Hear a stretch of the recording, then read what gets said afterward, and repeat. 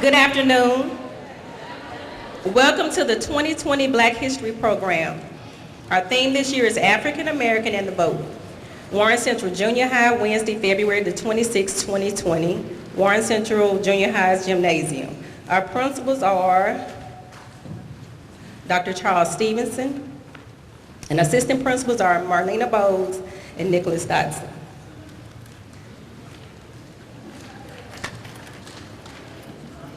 The program will proceed as follows. We will have an opening by Mr. Nicholas Dodson. We will have a song by Warren Central Junior High's choir.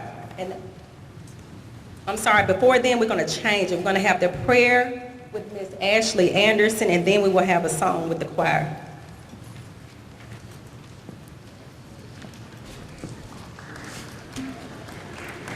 All right, good afternoon.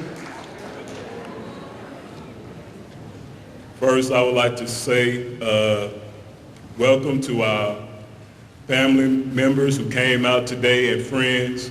Also, do we have any board members here on today? We do have Dr. McGee here from the central office. We do thank him for coming as well.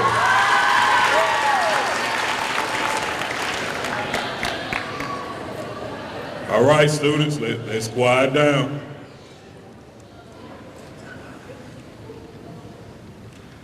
On today, we are celebrating our 2020 Black History Program. As we know, Black people have contributed so much to world history and especially to United States history. And we are still contributing to both world and United States history.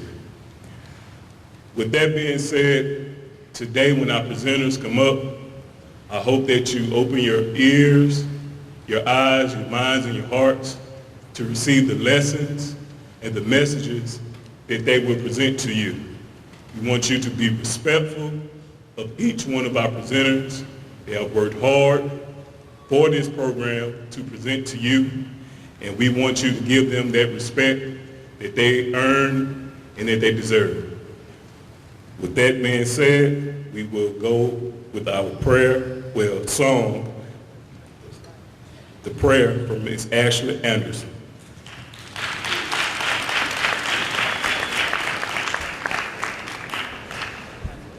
Can everybody bow their heads? I pray you'll be in our eyes and watch us where we go and help us to be wise in times when we don't know. Let this be our prayer when we lose our way. Amen.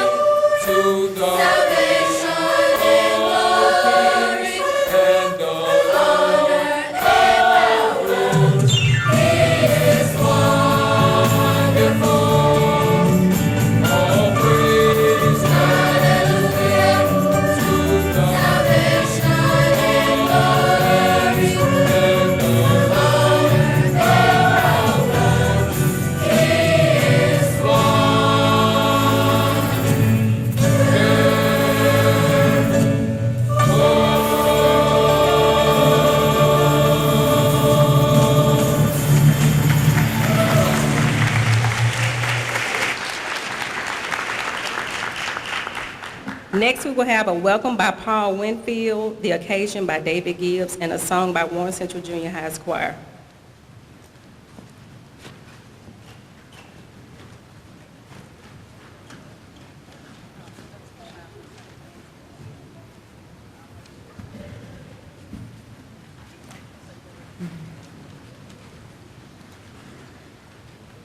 Good afternoon, students, faculty, staff, parents, and esteemed guests.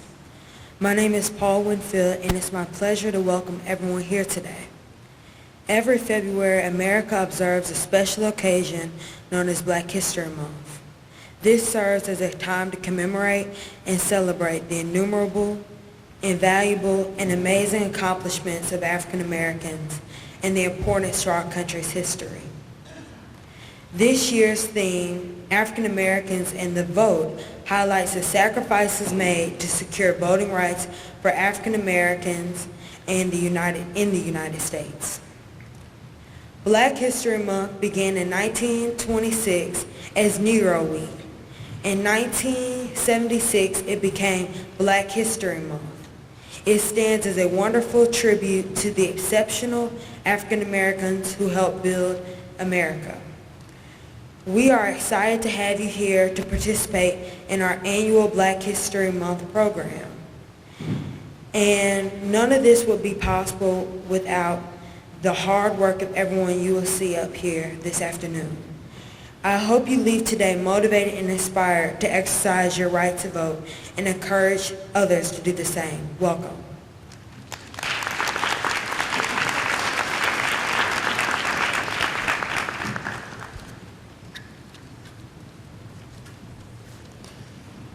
The year 2020 marks the centennial of the 19th Amendment. The 19th Amendment prohibits the states and federal government from denying the United States citizens the right to vote based on gender.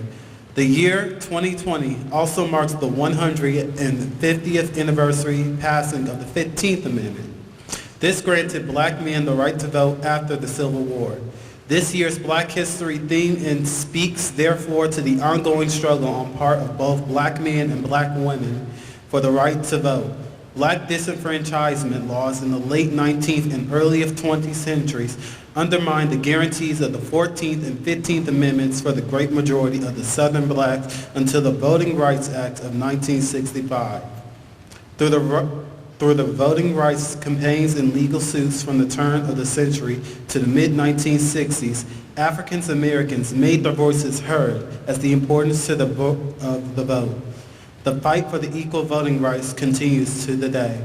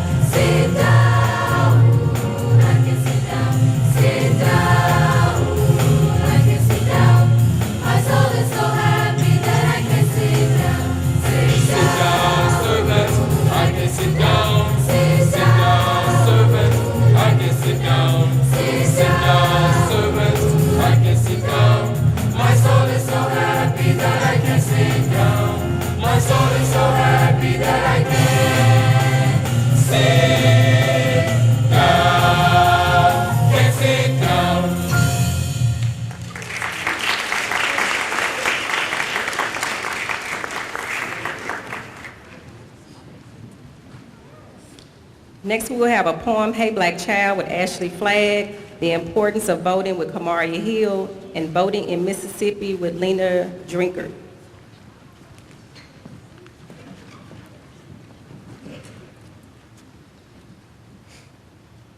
Hey black child, do you know who you are? Who you really are? Do you know who you can be? What you want to be? If you try to be. What you can be. Hey black child, do you know where you're going? I mean where you're really going. Do you know what you can learn? What you want to learn? If you try to learn. What you can learn. Hey black child, do you know you are strong? I mean really strong.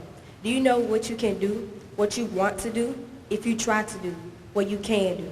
Hey black child, be what you want to be. Learn what you must learn. Do what you can do. And tomorrow, your nation will be what you want it to be.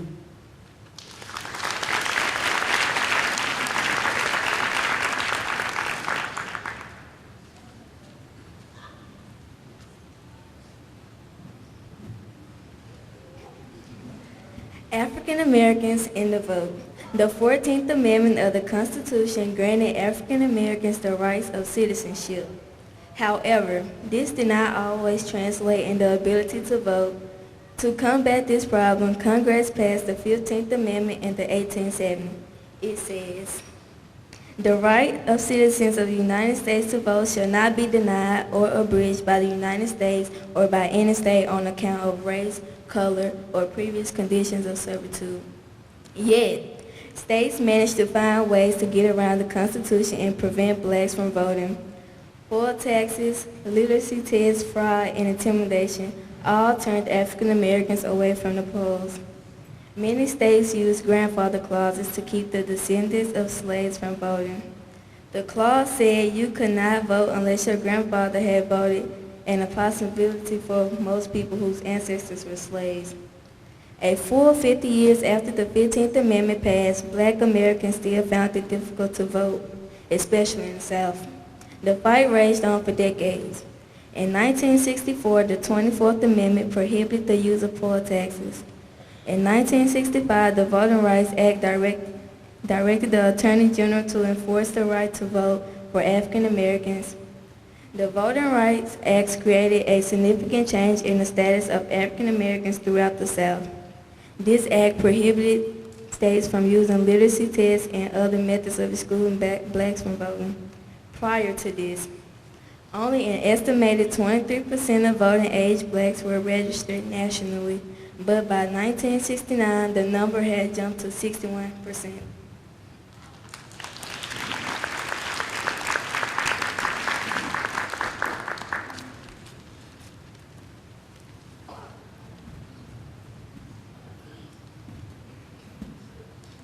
Freedom Summer, or the Mississippi Summer Project, was a 1964 voter registration drive aimed at increasing the number of registered black voters in Mississippi. Over 700 volunteers, black and white, joined African Americans in Mississippi to fight against voter intimidation and discrimination at the polls. The movement was organized by civil rights organizations like Congress on Racial Equality, CORE, and Student Nonviolent Coordinating Committee, SNCC, and run by a local council of federated organizations, otherwise known as COFO. Freedom Summer volunteers were often met with violent resistance from the Ku Klux Klan and members of state and local law enforcement. News coverage of beatings, false arrests, and even murder drew international attention to civil rights movements. The increased awareness it brought to the voter discrimination helped pass the Civil Rights Act of 1964 and the Voting Rights Act of 1965.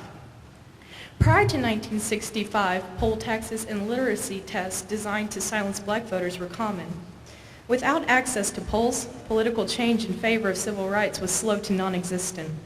Mississippi was chosen as the site of Freedom Summer Project due to its historically low levels of African American voter registration. In 1962, less than 7% of the state's eligible black voters were registered to vote.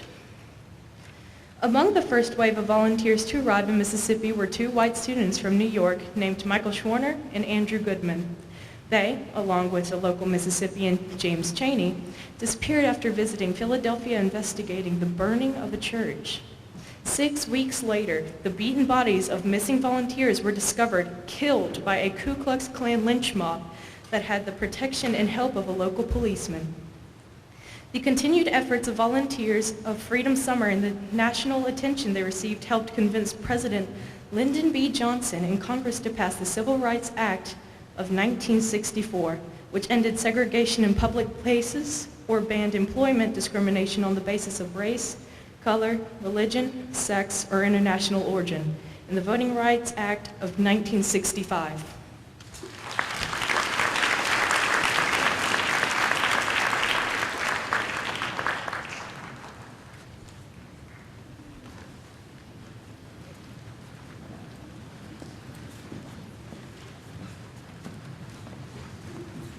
Next, we will have a mime presentation with Shiloh Brown. We will also have a salute to the fraternities, sororities, and civic organizations with Coach V, Tyrone, and then we'll have music with the Vicksburg High School Jazz Band.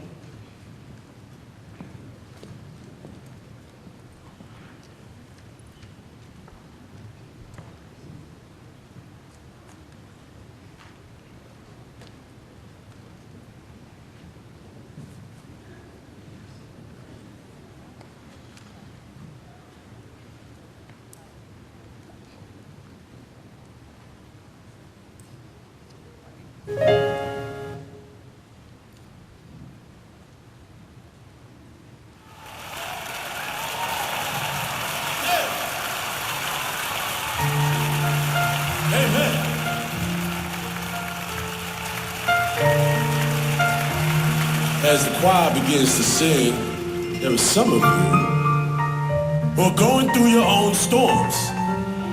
Can we talk about it? Won't you come on down? Won't you come? Now behold the Lamb, the precious Lamb of God. Amen. Born into sin that I may live again. Don't allow those situations in your life to keep you from having a relationship with God. No, you need to know Him. Is the Lamb. You know, many of us talk about, oh, I'm gonna get to know God tomorrow. Tomorrow isn't promised, and you can have salvation today. Now, won't you come?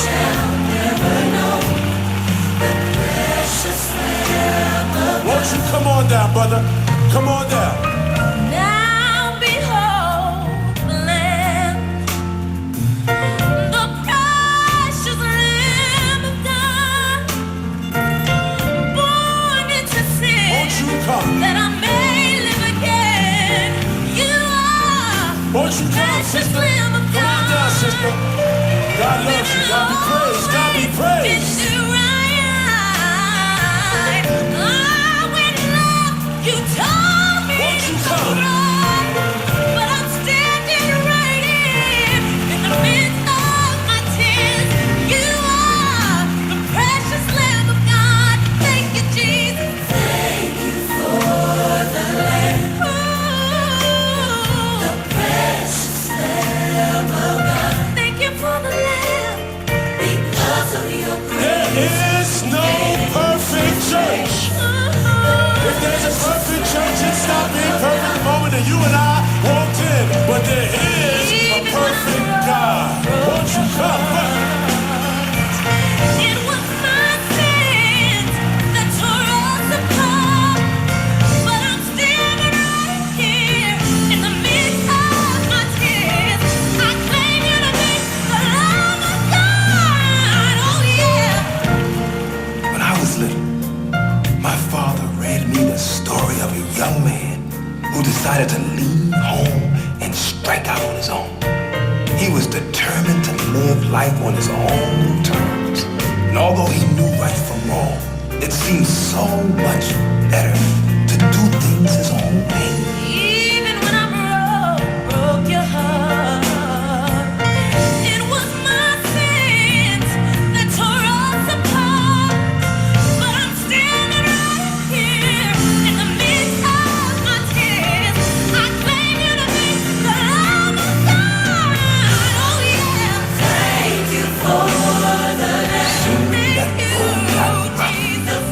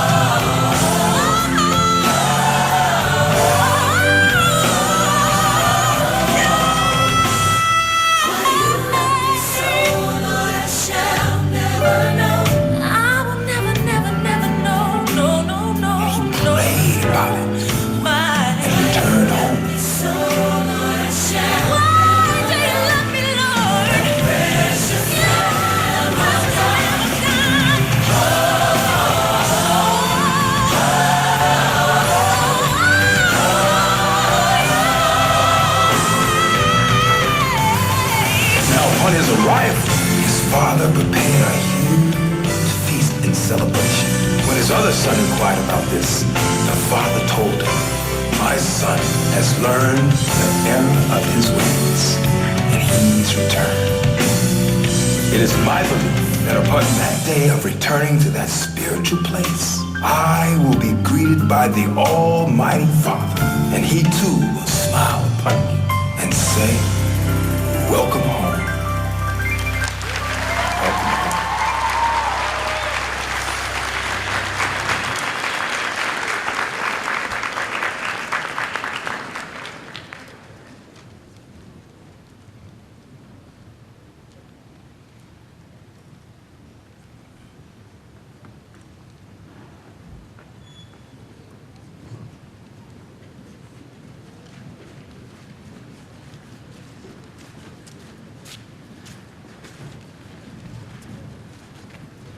Good afternoon. I'm here to share with you the members of the Divine Nine. I'm going to start with the sororities.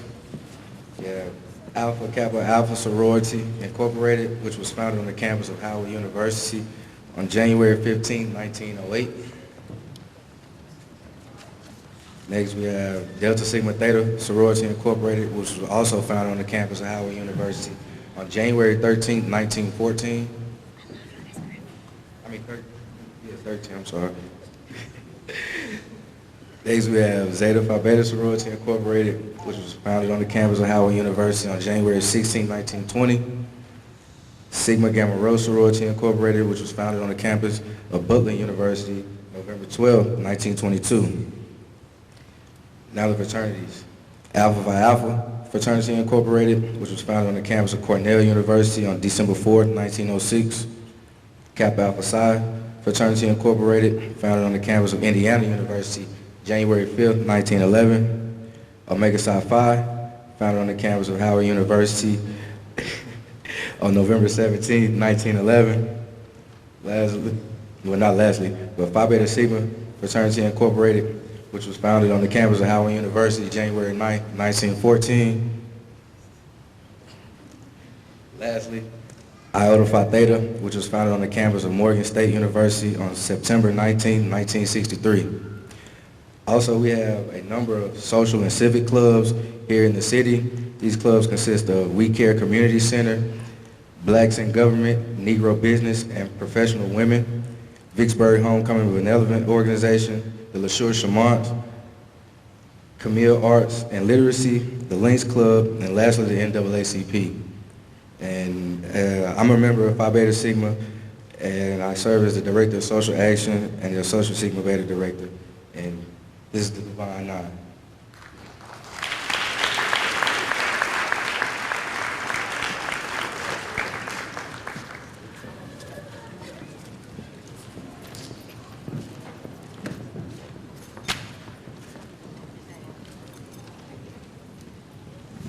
Good afternoon.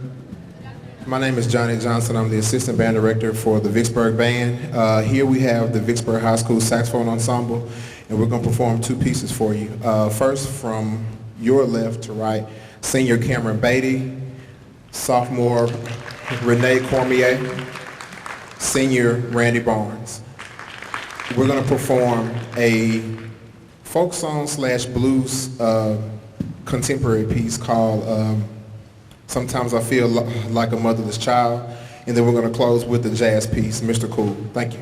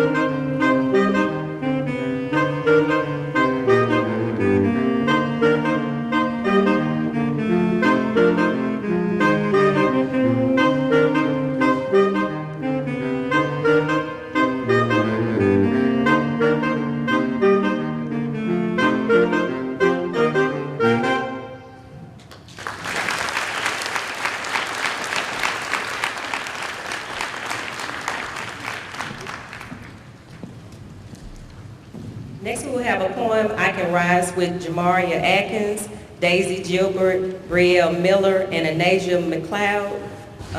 Then we will have a song with the Warren Central Junior High Choir, and last, acknowledgments and closing remarks with Dr. Charles Stevenson.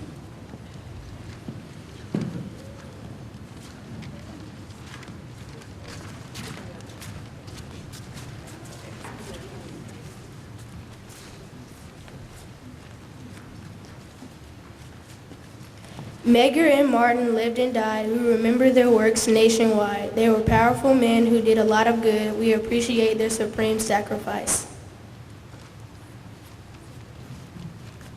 But who is this enemy who thinks he's in control when we see good men die so young? There is a natural enemy of our very souls, but it's really God who is in control. We now sing of a love of our souls, one who conquered it all. This is our tribute to faithful warriors. This is a salute to all who answer the call. A freedom salute to true life, liberty, and justice for all. He rode on the wind of nature, born in another man's stable. At 12 he declared, it is my time. I got my daddy's favor. He lived and died, but then he got up so I can rise. Rise, rise, rise, rise.